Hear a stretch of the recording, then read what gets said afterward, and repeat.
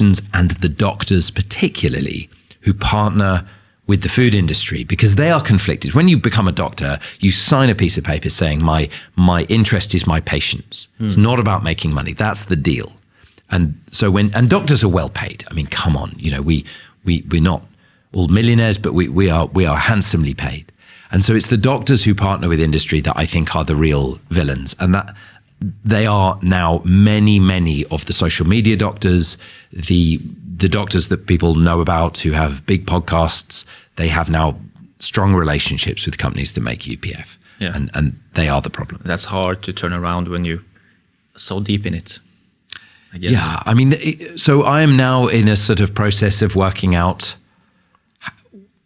how to have this fight. And there is a battle now where there is power on both sides, where there is power of the industry, and there is a small group of us, people like me and Marit and our collaborators, who don't take any money. But the power we have is, I think, that we are telling the truth. So we have the power that the scientists who talked about tobacco 60 years ago, we have that kind of power. We have the power of right. But I think how we have this discussion is I'm trying to figure this out. Do we attack people personally who take the money? I think we have to attack those doctors, because without those doctors, the food industry cannot do its work. No one believes the chairman of a big food company if they come on. If you organized a debate between me and someone senior in the food industry, no one's going to believe them. If it's me and someone who's paid by them, who's a professor of nutrition at a big university in Norway, well, then it's much harder. Yeah. Do you feel the audience are getting better to separate, let's say, free thinkers versus people directly or indirectly paid by the industry? I want to believe people are, but the problem is it's very hard to figure out who is. So, for example, in The Conversation, there's a magazine called The Conversation. It's quite popular globally. It's often written by academics. There have been some pieces saying the harms of ultra-processed food, and for balance, there have been 2 pieces going, you know what, ultra-processed food, it's all hype. Those authors declare no conflicts of interest. They appear to be credible academics at good universities.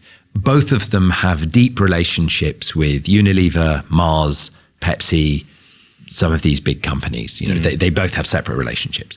But as a casual reader of the article, it appears to be just written by a scientist who's fine. So I think the difficulty is there is a mass misunderstanding about the function of corporations.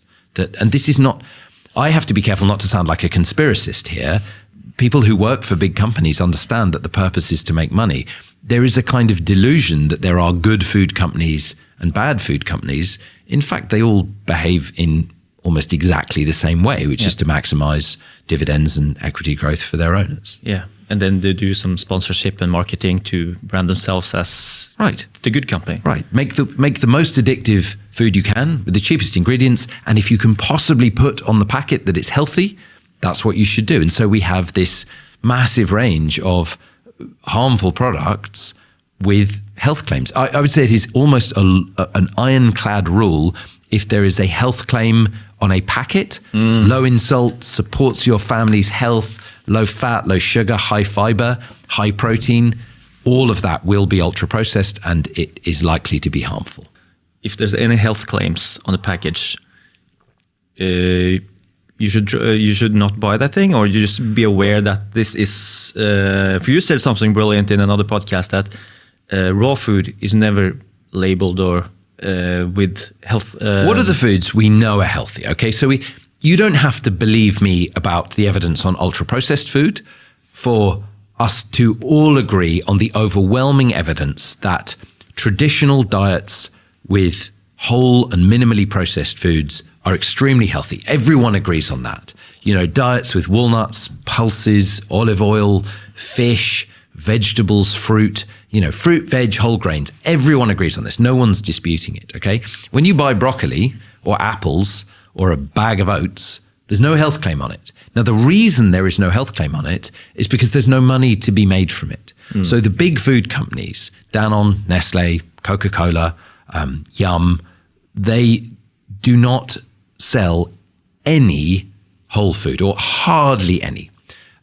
the reason for that is you can't have intellectual property with broccoli or milk or steak. These are commodities. So if you're a food company and I'm a food company, if I go, well, I'm going to beat you by selling broccoli, we just go, we'll sell broccoli too. And the consumer doesn't care. The best broccoli in the world is pretty much the same as the cheapest, worst broccoli in the world, so long as they're both fresh. Meat is meat. And we think that we care about grass-fed, organic Wagyu beef versus, cheap farm lot beef, but in fact, they taste the same. People can't tell the difference. And in the shopping basket, they're the same. So the only way you can make money as a corporation is to have intellectual property, like a Kit Kat, Pepsi Max, Coca-Cola. No one else can make Coca-Cola. No one else can make a Kit Kat. And so that's how you seek rent on your intellectual property. And that's why all the products are branded. You have a similar system in Norway to the one we have in the UK, where there's a red, an orange, and a green for salt, fat, and sugar, basically.